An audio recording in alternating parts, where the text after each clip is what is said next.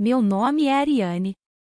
Naquela quinta-feira fatídica, entrei no banco da Quinta Avenida com um pedido simples: sacar $100. Apenas isso, uma nota novinha para ajudar minha vizinha idosa, senhora Cíntia, que mal tinha para comprar mantimentos depois que a conta de aquecimento consumiu o restante de seu cheque. Mas, em vez de ser recebida com a decência que esperava, deparei-me com um sorriso presunçoso do outro lado do balcão de mármore. Aquele sorriso pertencia à minha irmã mais velha, Leona, a gerente da agência. Ela me examinou de cima a baixo, sua voz cortando o ar de um hall de entrada lotado. Não distribuímos caridade aqui, disparou, tente em algum lugar que atenda mendigos. As pessoas se viraram. Um homem em um terno impecável lançou um olhar por cima dos óculos. Uma mulher perto da janela endireitou-se na cadeira. E eu? Não me mexi. Não revidei. Apenas assenti, me virei e saí em silêncio. Mas aquele silêncio não era derrota, era um plano em formação. O que Leona não sabia, o que ninguém naquele banco sabia, era que eu tinha autoridade total para liquidar a única conta que poderia paralisar sua agência inteira em segundos. Eu não fui lá para humilhá-la. Fui para testar algo, uma hipótese, e ela falhou miseravelmente. No final da manhã seguinte, o hall estaria trancado, a segurança acionada. Os joelhos dela tocariam o mármore, e pela primeira vez em 20 anos, minha família pararia de me chamar de a fracassada e começaria a perguntar: quem realmente é Ariane Anderson? Leona nem sempre foi cruel, apenas consistentemente impiedosa. O tipo de consistência que desgastava a autoestima até que mesmo seu reflexo parecesse emprestado. Eu era a segunda filha, a calada, aquela que eles se esqueciam de apresentar nos jantares de família até que a sobremesa chegasse. Minha mãe, Mariane, costumava dizer que eu tinha uma presença suave. O que ela queria dizer era, fácil de ignorar. Aos 14 anos, eu já havia parado de levantar a mão na aula, não porque não soubesse a resposta, mas porque as respostas nunca me rendiam nada em casa. Enquanto Leona desfilava com seus distintivos de grêmio estudantil e apresentações de piano polidas, eu mexia em computadores velhos que encontrava nas lixeiras de reciclagem. Aprendi como os sistemas quebravam para poder torná-los inquebráveis. Eles riram quando eu disse que queria estudar sistemas de informação. Leona me disse que eu era muito sonhadora para a tecnologia. Você é melhor com as mãos, disse ela, entregando-me um esfregão depois do jantar. Eu tinha 17 anos, então parti em silêncio. Sem lágrimas, sem portas batidas, apenas uma mochila velha, uma bolsa de estudos e um plano que nunca compartilhei em voz alta. Trabalhei à noite como estagiária de segurança digital. Primeiro, limpando metadados, depois, eventualmente, escrevendo scripts criptografados para startups que não podiam pagar especialistas em tempo integral. Foi lá que conheci o Léo. Nunca soube seu nome verdadeiro, ele nunca soube o meu. Esse era o acordo. Construímos a Farol 7, uma infraestrutura de fachada para roteamento de capital confidencial. Liquidez offshore diversificada em 7 moedas, apoiada por firewalls fiduciários rotativos. Era linda, invisível, impossível de rastrear. Eu projetei a arquitetura de confiança, ele cuidou do levantamento de capital. No final do segundo ano, tínhamos 2 bilhões em fluxo discreto. Ele me deixou escolher o nome para a entidade controladora. Chamei-a de Fortis Trust. Ninguém nunca perguntou quem a possuía. Esse era o objetivo.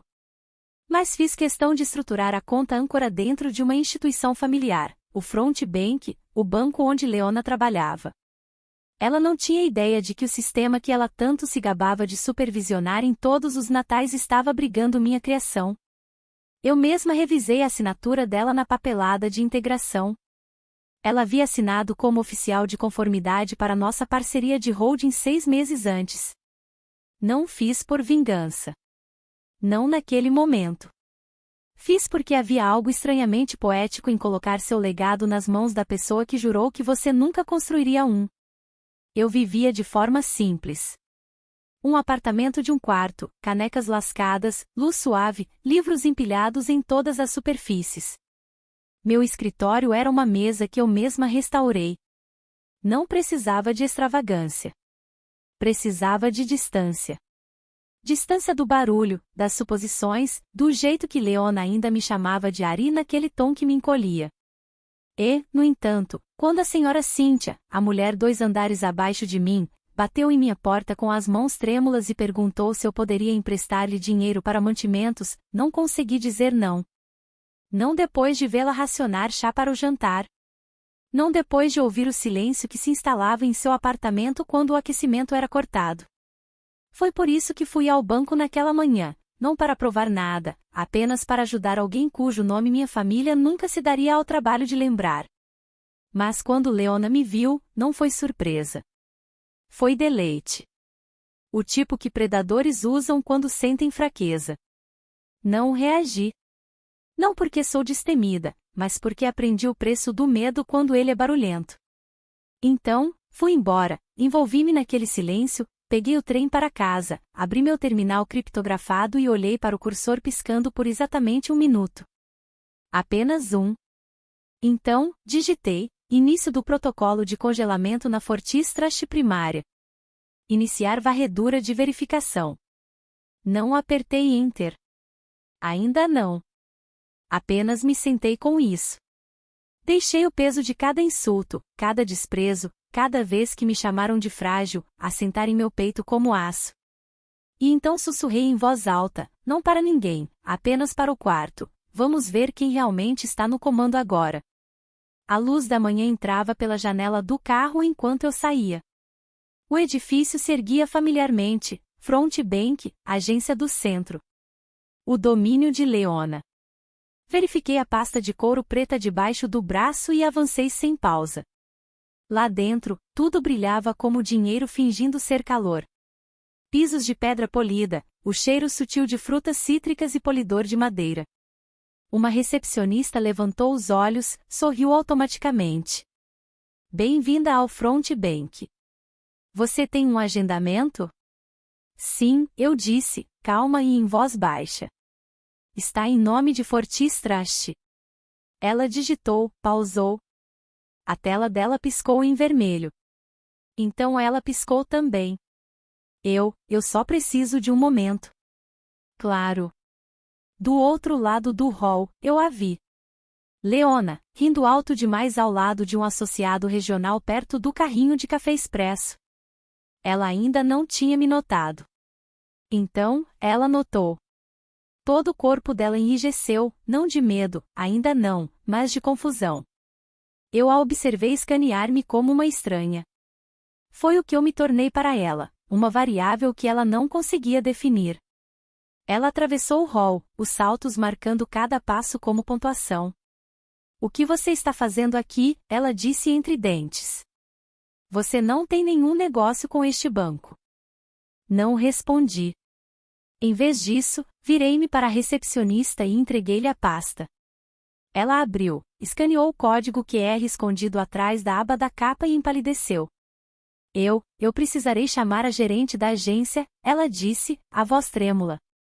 Imediatamente, a mão de Leona disparou, arrancou a pasta das mãos da recepcionista. Chega. Vamos ver o que minha irmãzinha pensa que está fazendo agora. Ela virou a primeira página, sorrindo, depois a segunda. Na terceira, a boca dela parou de se mover. A cor esvaiu-se do seu rosto. Ela olhou para mim, desta vez não com raiva, mas com reconhecimento. Ela conhecia aquele nome, Fortis Trust, e agora, finalmente, sabia quem estava por trás dela. O gerente da agência chegou naquele momento, um homem alto com cabelos prateados nas têmporas e uma voz calma. Ele pegou a pasta gentilmente de Leona e dirigiu-se a mim primeiro. Senhorita Anderson, disse-lhe com um aceno respeitoso, não fomos informados de uma revisão presencial, mas é claro que acomodaremos imediatamente. Posso? Assenti uma vez. Ele folheou os documentos, os olhos se estreitando com foco crescente. Então ele parou, digitou algo em seu tablet e olhou novamente. Esta é uma autorização de nível VIP. Solicitação de liquidez primária marcada como sensível. Seu tom mudou. Senhorita Anderson. Ele olhou para Leona. Você está listada aqui como funcionária parceira nos documentos de integração. Você estava ciente da identidade de seus afiliados? Leona recuou como se tivesse sido fisicamente atingida. Não, isso não pode ser real. É uma farsa. É real, eu disse, a voz firme. Você tem trabalhado indiretamente sob minha assinatura por 3 anos. Houve um silêncio que engoliu a sala inteira. Os associados júniores pararam de digitar. A recepcionista deixou cair a caneta. De algum lugar atrás dos balcões, uma voz sussurrou. Ela disse 2 bilhões? O assistente do gerente inclinou-se, murmurou algo.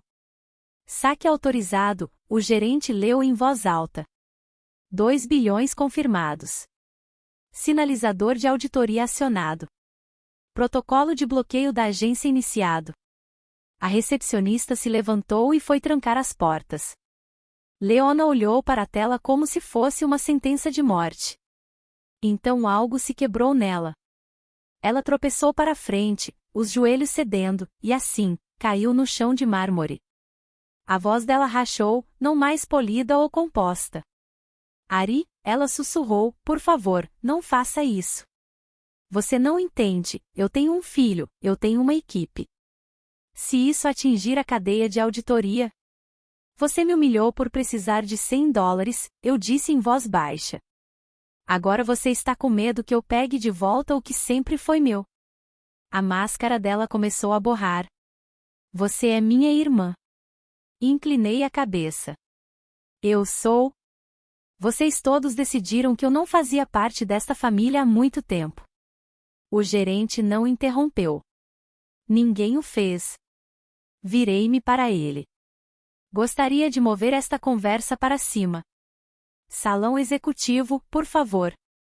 Isso não precisa ser público. Ele assentiu imediatamente, já pressionando o código para o elevador interno. Enquanto eu me afastava, não olhei para trás. Nem para Leona, nem para a equipe atordoada, nem mesmo para as portas seladas atrás de mim. Porque o poder não precisa gritar. Ele apenas caminha. A primeira ligação veio na mesma noite. Não de Leona, ela era mais esperta, mas de um número que eu não tinha salvo, embora reconhecesse instantaneamente, o telefone fixo da minha mãe. Deixei tocar. E de novo na manhã seguinte. Então, uma mensagem de texto da minha irmã Susan. A terceira garota Anderson. Sempre a diplomata. Sempre aquela que nunca dizia nada, a menos que fosse seguro dizer. Ei, mamãe quer fazer um jantar em família. Disse que é importante. Você pode vir? Nenhuma desculpa, nenhuma responsabilidade, apenas aquele você pode vir?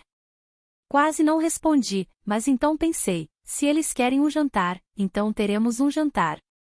A noite de sexta-feira chegou, envolta naquela quietude do início do inverno. Cheguei ao Bistrô Joanne, o lugar favorito da família para as celebrações. Uma pequena placa na mesa dizia reservado. Pela primeira vez na minha vida, aquela palavra não me feriu. Sentei-me sozinha por 3 minutos. Então, veio Susan. Sorriso polido, com o tipo de energia que diz, vamos manter as coisas na superfície. Ela se inclinou como se fôssemos melhores amigas. Você tem estado ocupada, ela disse, animada demais. Você está radiante. Eu sorri sem mostrar os dentes. Em seguida, veio Daniel, nosso primo, antes presunçoso, agora cauteloso. Ari, ele disse, batendo uma mão no meu ombro. Você parece mais centrada. Isso é uma coisa boa. Leona chegou em seguida. Não disse uma palavra. Apenas sentou-se na extremidade mais distante da mesa, olhos baixos. Então, nossa mãe chegou. Marianne Anderson havia envelhecido de maneiras que nunca se permitirá antes. Cabelos mais suaves, batom mais pálido, mas seus olhos, esses ainda eram os mesmos, aguçados, calculistas. Ela olhou para todas nós e disse, minhas meninas, como se ainda fosse 1997 e estivéssemos tirando fotos de família nos degraus da velha casa do lago. Não respondi. Dobrei meu guardanapo em vez disso. A garçonete pegou nossos pedidos de bebida. Então a performance começou. Ari, Susan disse docemente, há algo diferente em você ultimamente. Uma calma em seus olhos. Você está fazendo yoga? Daniel riu. Ou talvez apenas fazendo alguns investimentos inteligentes, ele acrescentou. Deixei-os falar. Deixei-os cercar as bordas como coiotes cheirando uma porta fechada. Então Susan se inclinou um pouco ansiosa demais. Então, você está bem? Peguei meu copo, inclinei-o levemente.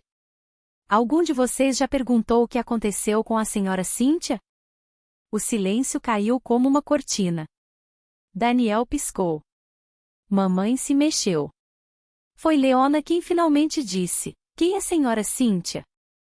Cynthia é a minha vizinha, uma senhora que mal tem dinheiro para suas próprias despesas. Naquele dia, fui sacar $100 no banco para ajudá-la. Você se lembra, Leona? Ela ficou e empalideceu. Eu continuei, tudo o que eu fiz foi para te mostrar o valor real do dinheiro. Você me humilhou na frente de todos, achando que eu era pobre. Você precisava de um choque de realidade, entender que não importa quanto dinheiro você tem na conta, não é isso que diz o seu valor. Todos ficaram em silêncio. O peso daquela conversa era quase palpável. A garçonete voltou então, segurando uma bandeja de couro para a conta. Será em uma conta ou separadas esta noite? Ela perguntou educadamente. Não olhei para ninguém. Desta vez, eu disse, levantando-me, cada um paga o seu. Deixei a pasta para trás, caminhei pela mesa lentamente, não para fazer uma cena, apenas para deixá-la. Lá fora, o ar estava mais puro do que há meses. Um tipo de clareza que prendia a respiração no peito. Mais tarde, em casa, a chuva caía constantemente lá fora. Apenas um sussurro de movimento sob a porta. Sem batidas, sem passos, apenas silêncio e uma carta. Eu ainda estava com meu casaco. O apartamento escuro, exceto por uma única lâmpada no canto. Olhei para o envelope no chão. Meu nome escrito com uma caligrafia que eu não via há anos, a da minha mãe. Ariane, começava. Nenhuma saudação, nenhum afeto, apenas o nome que ela usava como pontuação. Ela escreveu sobre uma tarde de verão quando eu tinha 10 anos. Eu tinha montado uma barraca de limonada com placas pintadas à mão e um pote de plástico marcado Cofre dos Sonhos. Susan chutou o jarro antes que eu vendesse uma única xícara. Chorei. Mamãe me disse para não fazer alarde. Mas nesta carta, ela admitiu a verdade, eu vi o que aconteceu. Eu sabia que não foi um acidente, mas não o impedi. Não a defendi. Ela escreveu sobre o fundo, sobre as escolhas que fez por medo, assinando direitos, deixando outros assumirem o controle. Pensei que estava preservando a estabilidade, ela disse. Mas, na verdade, eu estava entregando você. Ela não pediu perdão. Eu sei que é tarde, ela escreveu, mas estou pedindo para você não espelhar o que a quebrou. Você é mais do que o silêncio que impusemos a você. Sentei-me à mesa da cozinha com a carta em uma mão e um caderno velho na outra, um livro razão azul desbotado que eu não abria há mais de uma década. Dentro havia números rabiscados e diagramas esperançosos de uma criança que acreditava em justiça. Colada na última página, eu tinha escrito, um dia terei um cofre e não deixarei ninguém de fora. Não chorei. Não sorri. Apenas lembrei. Na manhã seguinte, caminhei até o novo escritório em silêncio. Sem comitiva, sem manchetes, apenas eu, uma bolsa de couro e uma quietude que parecia merecida. A placa da organização sem fins lucrativos na porta era simples, a Iniciativa Anderson. Não foi nomeada para fazer um ponto. Apenas para deixar claro que estávamos ali agora. Dentro, as paredes estavam nuas, os pisos sem polir, mas o espaço era real, sólido, pago com dinheiro que uma vez passou por mãos que zombavam das minhas. Coloquei minha bolsa, abri a gaveta e tirei um antigo talão de poupança.